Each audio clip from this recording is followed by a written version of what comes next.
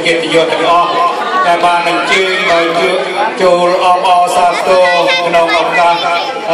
មួយស្រីខ្ញុំបាន birthday នឹងបាទខ្ញុំបានសូមថ្លែងញឡគុណយ៉ាងជ្រាលជ្រៅបាទហើយកម្មវិធីនេះខ្ញុំបានសូមចំណាយពេលបន្តិចដើម្បីឲ្យបាទច្រៀង Happy Birthday នឹង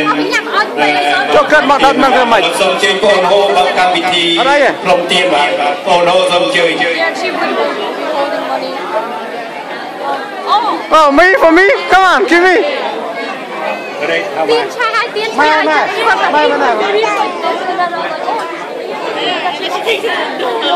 Mai mà bay chào. Mai bay chào. Mai bay chào.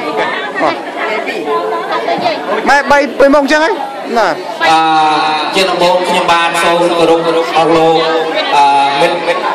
ទាំងអស់ខ្ញុំបានសូមថ្លែងអំណរគុណជំនុំពុកម្ដាយកូនស្រីដែលចំណាយនៅពេលវេលាក្នុងរាត្រីនេះខ្ញុំបានសូមថ្លែងអំណរគុណទុកជាមុនហើយសូមអភ័យទោសបើសិនជាមានការខ្វះខាតនៅចំណីភោជនាអ្វីក្តីទេសកិច្ចយ៉ាងណាក្តីខ្ញុំបានតំណាងឲ្យខាងពុកម្ដាយប្រុសកូនស្រីសូមមេត្តាអភ័យទោសដល់ស្មើគេហើយដើម្បីឲ្យកម្មវិធីយើងកាន់តែអធិបធម៌ទៅខ្ញុំបានក៏សូមអញ្ជើញ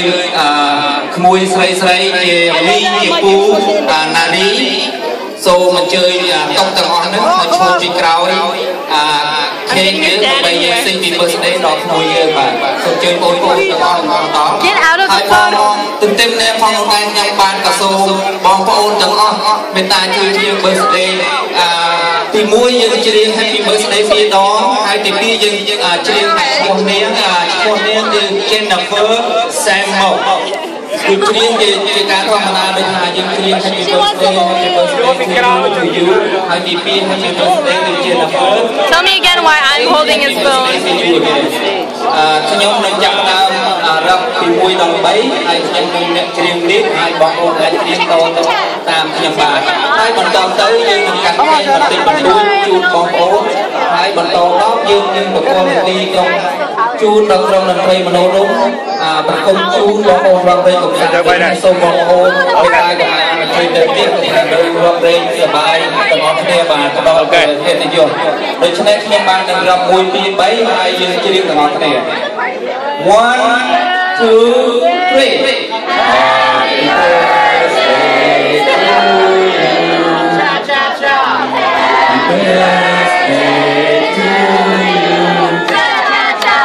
Happy birthday to Jennifer Samo. Happy birthday to you.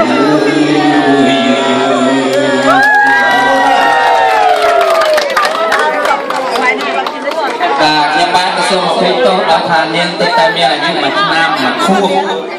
ប្រហែលជាមិនទាន់ចេះផ្លុំទៀនទេហើយខ្ញុំជំនួសបានហើយបន្តទៅទៀតខ្ញុំក៏បានសូមអញ្ជើញឪពុកនិងម្ដាយឡើងកាន់វេទិកាដើម្បីសូមថ្លែងអំណរគុណដល់ភ្ញៀវកិត្តិយសក្នុងរឡើងទៅលើថ្លែងអំណរគុណដើម្បីមកផងទៅកិត្តិយសដល់ក្មួយស្រីបាទសូមអញ្ជើញពូនរ៉េតហើយនឹងភរិយាឡើងមកកាន់វេទិកាដើម្បីថ្លែងអំណរគុណដល់ភ្ញៀវបាទមិនចេះនិយាយក៏គ្រាន់តែឡើងមកឈរជាញឹមទៅបានហើយបាទ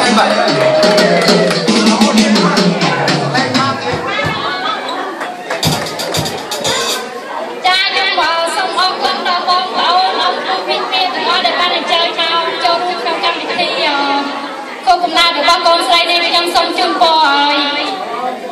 លោកពូអ្នកមីបងប្អូនទាំងអស់ជួបប្រទះតែនឹងសេចក្តីសុខសេចក្តីចម្រើនចាអស់ហើយសូមអរគុណ Alright